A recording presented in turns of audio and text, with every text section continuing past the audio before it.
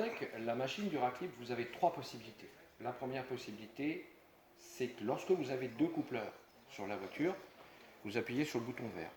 Lorsque vous n'avez qu'un coupleur sur la voiture, c'est certaines Renault uniquement, Laguna 2, Scénic 2, vous appuyez sur le bouton rouge. Et lorsque vous voulez faire de la récupération de gaz, alors je le rappelle, la récupération de gaz, ce n'est que dans un seul cas. C'est si vous avez besoin d'intervenir sur le circuit, compresseur HS ou pièce à changer. La machine Duraclip complémente de toute façon lorsqu'il reste du gaz. Vous n'avez pas besoin donc de récupérer le gaz.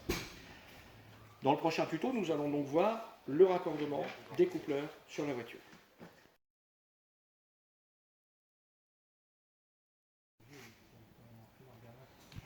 Pour le raccordement des coupleurs, vous avez donc deux lots de coupleurs. Le premier lot de coupleurs sont les coupleurs au R134A. Sur cette voiture, il s'agit de R134A. Donc ils sont adaptés. Pour les voitures très modernes, depuis 2018, vous avez les coupleurs au 1, 2, 3, 4 YF. Qui ont exactement la même forme, mais pas tout à fait le même diamètre de raccordement. Donc pour coupler, vous levez la bague, vous poussez sur le raccord, vous lâchez la bague. Hop, on y va.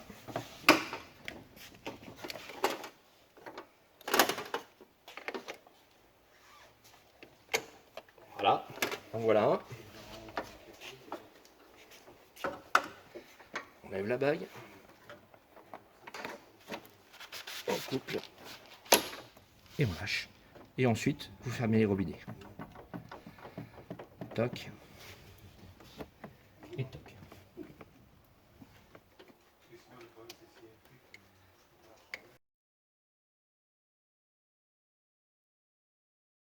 Nous avons donc un flexible de raccordement. Ce flexible de raccordement va donc venir se raccorder sur la bouteille. Sur la bouteille, vous avez deux vannes, une bleue, une rouge. Sur la vanne bleue, c'est bien marqué liquide. Il faut toujours se connecter sur le liquide.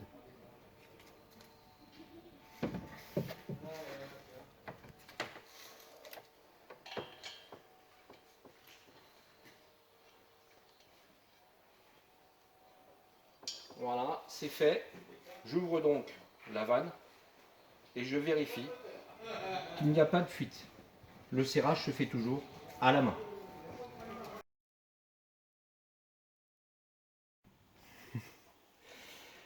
L'utilisation de gants et de lunettes est requise pour la prestation. Vérifiez bien que l'arrêt d'urgence est bien désengagé. Pour le désengager, il suffit de tourner la petite molette noire qui est en dessous, comme ceci. Raccorder l'alimentation électrique. Nous l'avons fait juste avant. Connecter les coupleurs, c'est dans le tuto précédent. La procédure, bien sûr, pour les Renault, on en a parlé tout à l'heure, et placer la sonde dans l'habitacle. Donc vous prenez votre sonde qui est sur le côté de l'appareil, sous la petite trappe, et vous la disposez au milieu de la voiture, de préférence. Si c'est sur le côté, c'est pas très grave. Au milieu de la voiture, de façon à bien mesurer la température de soufflage lorsqu'on ferons la prestation. Voilà, ça c'est fait.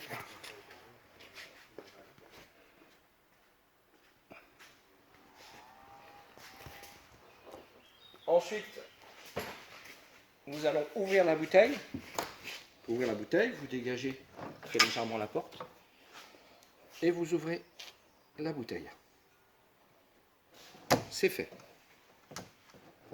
Ensuite,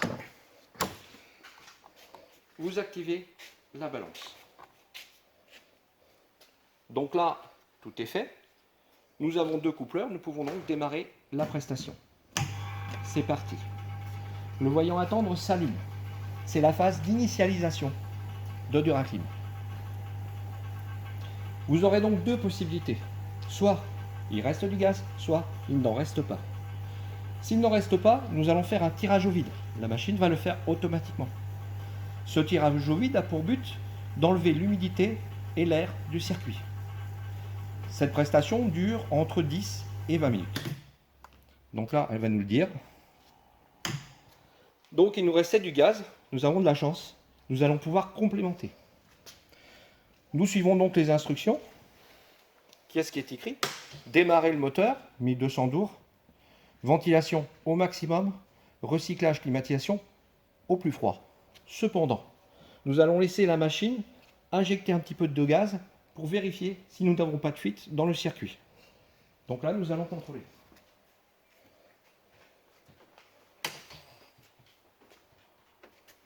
Apparemment, tout a l'air d'aller bien. Les pressions qui sont ici restent bien stables.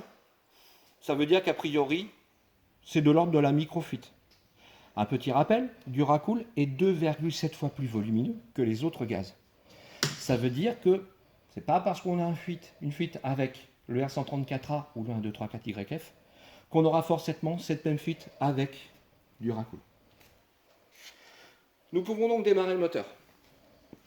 Climatisation au maximum, recyclage, climatisation au plus fort.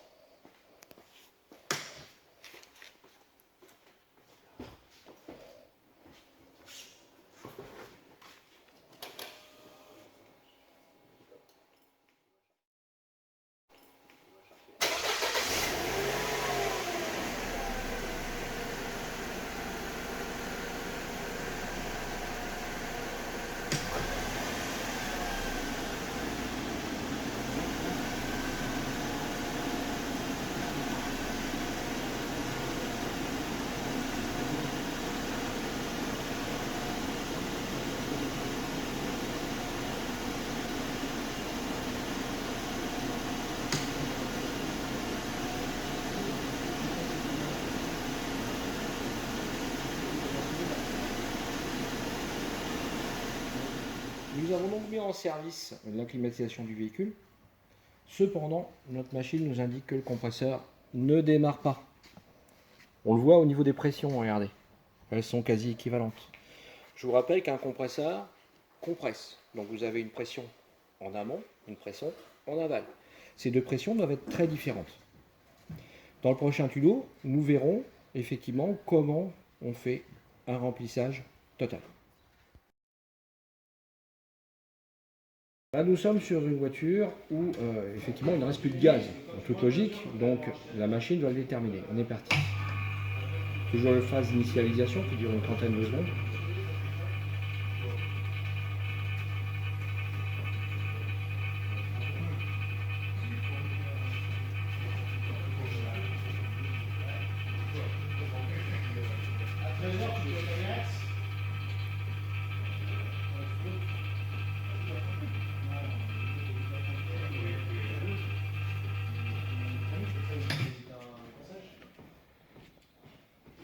Voilà, l'appareil là détecte qu'il faut faire le vide. Effectivement, donc nous sommes partis à faire le vide. Nous constatons une chose quand même, c'est que les pressions ne descendent pas. Ça veut dire que ce véhicule présente effectivement une fuite importante.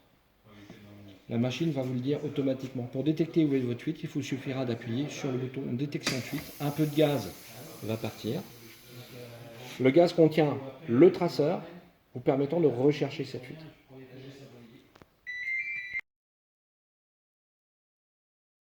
Sur cette voiture, nous avons donc préparé la fuite. Nous allons pouvoir remettre la machine en route. C'est parti. Toujours la phase d'initialisation qui va durer une trentaine de secondes. Bien sûr, il ne reste pas de gaz.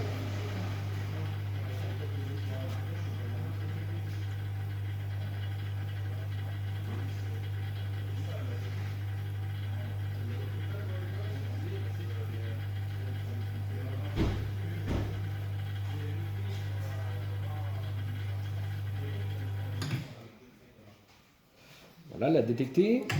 Le tirage au vide commence. À la fin du tirage au vide, qui durera entre 15 et 20 minutes, nous passerons en phase de remplissage. Et je vous invite à consulter les tutos remplissage.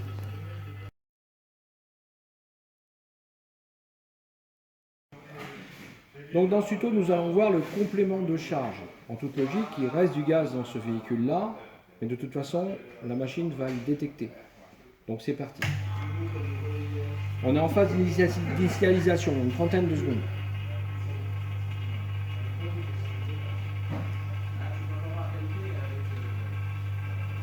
Donc c'est à la fin de la phase d'initialisation que la machine décidera s'il faut faire un tirage au vide ou sinon un complément de charge.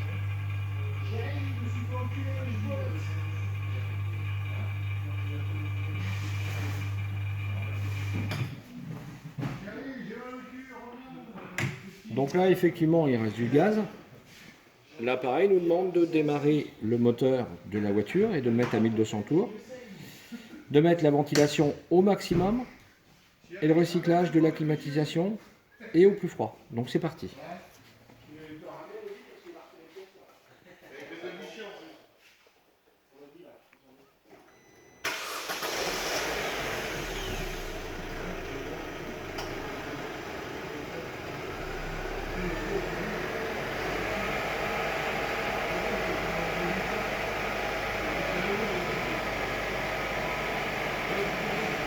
Donc là, l'appareil commence son remplissage.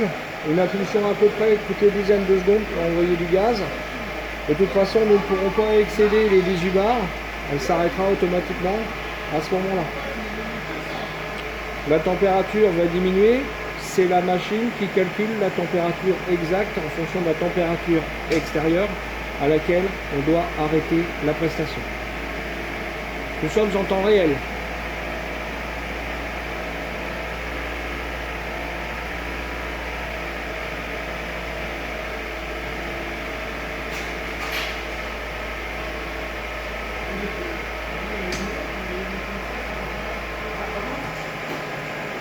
Donc là, sur ce véhicule, nous constatons effectivement que nous avons de grosses variations de pression. C'est inhérent à mon avis à la ventilation. Le ventilateur qui se met en route un peu tard. On peut compenser ce phénomène simplement en mettant la jauge un peu plus haut au niveau de la pression HP. Comme ceci. Vous allez être obligé de redémarrer le cycle. Donc c'est parti.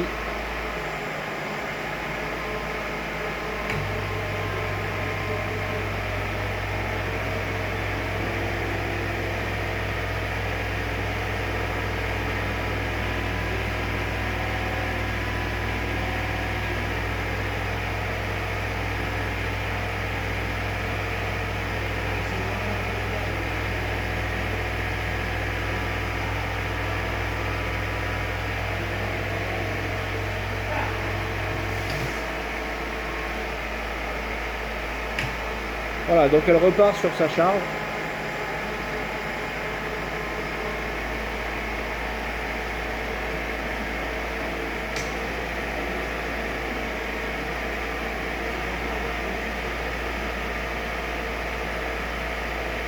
La température continue de diminuer. Si on appuie sur la flèche du haut, nous avons la température extérieure. Actuellement, il fait 23.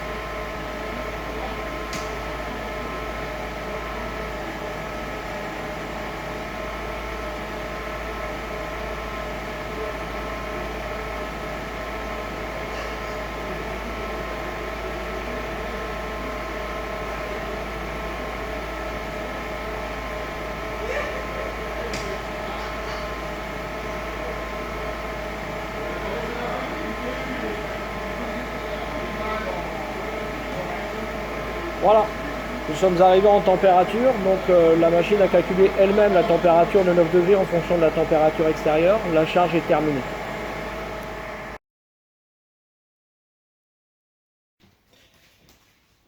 Dégazage. Vos raccords, vous les avez dans les mains. Bien sûr, vous les avez retirés du véhicule. Ils sont donc en position ouverte. Vous raccordez ces raccords à la machine, comme ceci. Voilà. Et vous dégazez. Il est impératif de dégazer après chaque utilisation. Il est impératif également de fermer la bouteille après chaque utilisation.